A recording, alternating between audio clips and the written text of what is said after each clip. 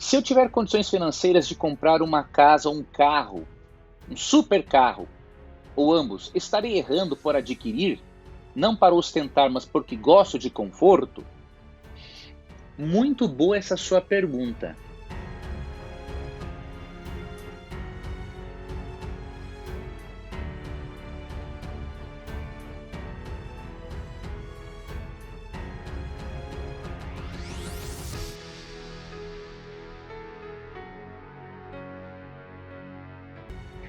Meu irmão, deixa eu ler aqui para você um texto, e eu quero também dar para você dois textos, na verdade, para você ter o equilíbrio à luz da palavra de Deus, tá? Em primeiro lugar, vamos ler aqui Deuteronômio, capítulo 28, verso 8. Olha que interessante esse texto. Vou ler aqui na tradução ecumênica da Bíblia. O Senhor ordenará que a bênção esteja contigo em teus celeiros e em todos os teus empreendimentos. E ele te abençoará na terra que te dá o Senhor teu Deus. Deus prometeu aos israelitas dar prosperidade, fartura e abençoar todos os empreendimentos deles. Porque é propósito de Deus que os seus filhos cresçam, se desenvolvam, tá? Olha, por exemplo, o verso 12. O Senhor abrirá para ti o maravilhoso reservatório do seu céu, para fazer cair a seu tempo a chuva sobre a tua terra, e assim abençoar todas as tuas ações. Concederás empréstimos a numerosas nações, e tu mesmo não terás de pedir emprestado. Depois você pode ler também o verso 3, mas veja que interessante. Deus quer que você tenha conforto. Deus quer que você tenha coisas boas. O que Deus não quer é que você faça duas coisas: que se esqueça de Deus e que se esqueça dos pobres. Tá? Então eu vou ler dois textos aqui mais para você, para trazer esse equilíbrio. E aí você pode ter uma vida confortável, não é? Digna, dentro dos planos de Deus, sem esquecer de Deus e, obviamente, sem esquecer também das pessoas pobres. Às vezes, muitos de nós podemos economizar em alguma coisa para ajudarmos mais na pregação do evangelho e pessoas que estão necessitando, não é? Pessoas que não têm nem o que comer ou o que vestir. Então, eu vou pegar aqui, vou ler para você o primeiro texto, Eclesiastes capítulo 3, versos 9 e 10, que mostra que não devemos nos esquecermos de Deus com a nossa renda, com as nossas finanças, ou seja, devemos ser fiéis nos dízimos e nas ofertas. Diz assim, ó: honre o Senhor com todos os seus recursos. Aqui eu estou lendo agora na Nova Versão Internacional. E com os primeiros frutos de todas as suas plantações, aplicando a sua moeda atual com a primeira parte da sua renda, né? Os seus celeiros ficarão plenamente cheios e seus barris transbordarão de vinho. Olha, Deus promete prosperidade para aquele que honra o Senhor com os seus bens. Então, a primeira coisa, você tem a sua boa casa, tem o seu bom carro, mas lembra-se de Deus. Lembra-se de Deus. E também a Bíblia diz para lembrar-se dos pobres, tá? Vou ler aqui para você um outro texto. E aí nós finalizamos essa resposta. Eu espero que esses três textos aí que eu dei para você lhe ajudem a ter uma visão, meu irmão, equilibrada sobre o assunto. Olha o que diz aqui, por exemplo, Provérbios 14, versículo 21. Ó. Quem despreza o próximo, peca, mas quem tem pena de gente humilde é feliz. Olha que interessante. Então, em resumo, procure não ter as coisas para luxo, mas tenha coisas boas, tenha conforto e lembre-se de Deus e lembre-se dos pobres. Com isso você estará no caminho certo. Tudo bem, meu irmão? Obrigado, viu, pela sua ótima pergunta. O Maurício no Instagram disse o seguinte: então é um erro o cristão considerar que ser próspero é errado ou fora do plano de Deus para a nossa vida? Exatamente isso, Maurício. Você entrou num ponto. Nós somos acostumados, por causa das crenças limitantes que aprendemos, a pensar que para ser cristão você tem que ser pobre. Veja, existem cristãos pobres e cristãos ricos. Existem ateus pobres e ateus ricos. Por quê? O problema não está no dinheiro. O problema está na pessoa que tem o dinheiro. Eu vou mencionar uma frase para você que eu li em 2 livros já, muito interessante. O pensamento diz o seguinte: o dinheiro não muda as pessoas, ele só potencializa o que elas já são. Olha que interessante.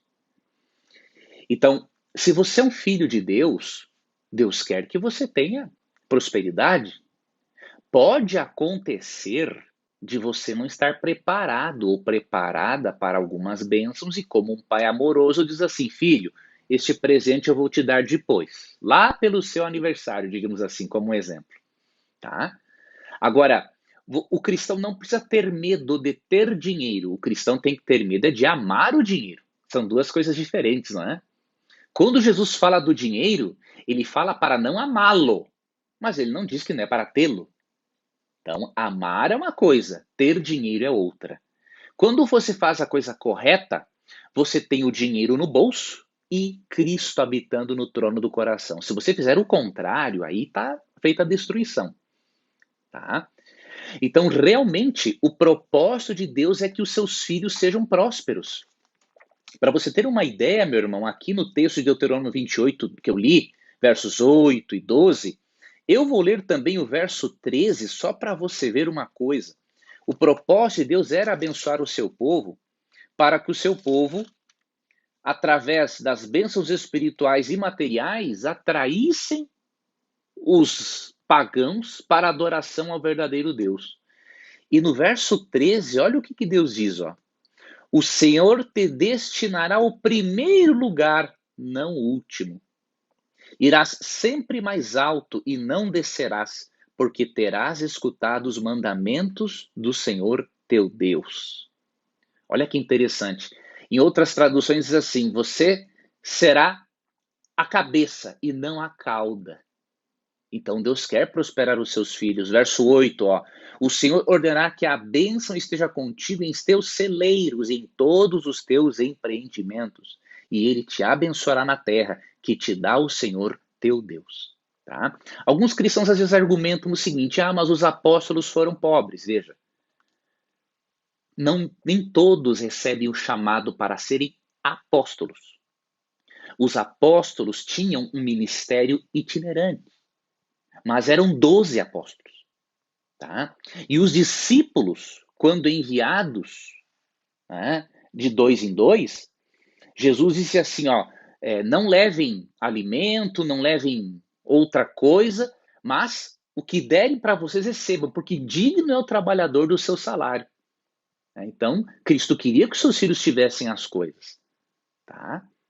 Então, os apóstolos não são o padrão daquilo que Deus deseja para todos, porque é um chamado muito especial. Nem todos têm o dom de ser apóstolos, de serem apóstolos, né? E tanto que na igreja cristã primitiva, você vê, por exemplo, em 1 Timóteo 6, 10 a 17, tinham pessoas ricas e pessoas pobres. Mas o problema não é o dinheiro, o problema é a pessoa. Repito, o dinheiro não muda as pessoas, ele só potencializa o que elas já são. Se a pessoa é generosa e ganha mais dinheiro, o dinheiro potencializa a generosidade dela. Se a pessoa é mesquinha e ganha mais dinheiro, o dinheiro potencializa a mesquinhez dela. É isso que acontece, tá?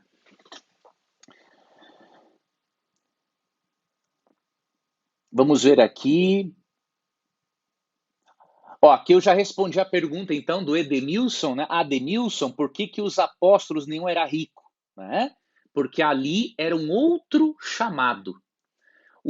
o apóstolo, para ter aquela vida itinerante, ele não tinha como estabelecer riqueza, tá? Mas Deus tinha outras pessoas ricas na sua igreja. Você pode ler 1 Timóteo 6, por exemplo. Vou ler daqui para você ver que nem todos são chamados a terem o dom dos apóstolos, porque apóstolo é apóstolo. E a Bíblia diz em 1 Coríntios 12 que há vários tipos de dons espirituais. E quem escolhe esse dom espiritual é o Espírito Santo, não é? Então, vamos ver aqui um texto que eu ia ler para você sobre... Nossa, agora eu me esqueci.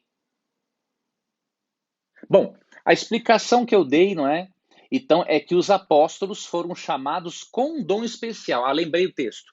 Para mostrar que mesmo os apóstolos continuando a existir, Deus não proibiu que existissem pessoas ricas. Ou seja, o fato de os apóstolos terem um chamado e um estilo de vida não é indicação de que todos têm o mesmo chamado e devam ter o mesmo estilo de vida.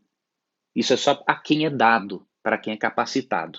Prova disso, vamos ver 1 Timóteo 6. 1 Timóteo 6 diz o seguinte, vou ler para você o versículo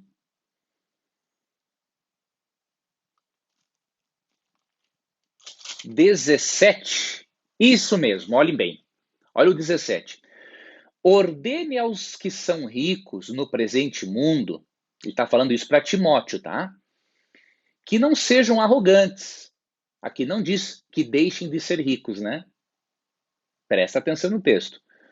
Ordene aos que são ricos no presente mundo que não sejam arrogantes, nem ponham sua esperança na incerteza da riqueza, mas em Deus, que de tudo nos provê ricamente para a nossa satisfação.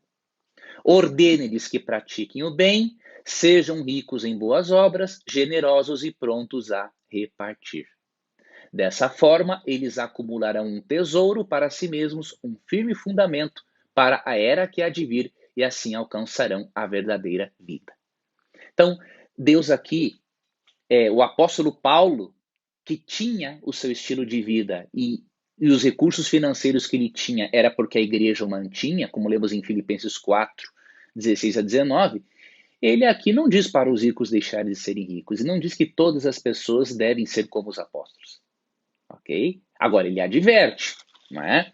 Que os ricos não devem ser arrogantes, ou um cristão próspero não deve se tornar arrogante, não deve pôr a sua esperança na incerteza do dinheiro, porque o dinheiro pode acabar, sua esperança tem que estar em Deus, né? E praticar o bem, ser rico em boas obras, que é o mais importante, e ser generoso e pronto a repartir. Tá bom? Então, tira da sua mente essa ideia de que todo mundo tem que ser como os apóstolos, porque não é esse o ensinamento bíblico, tá bom?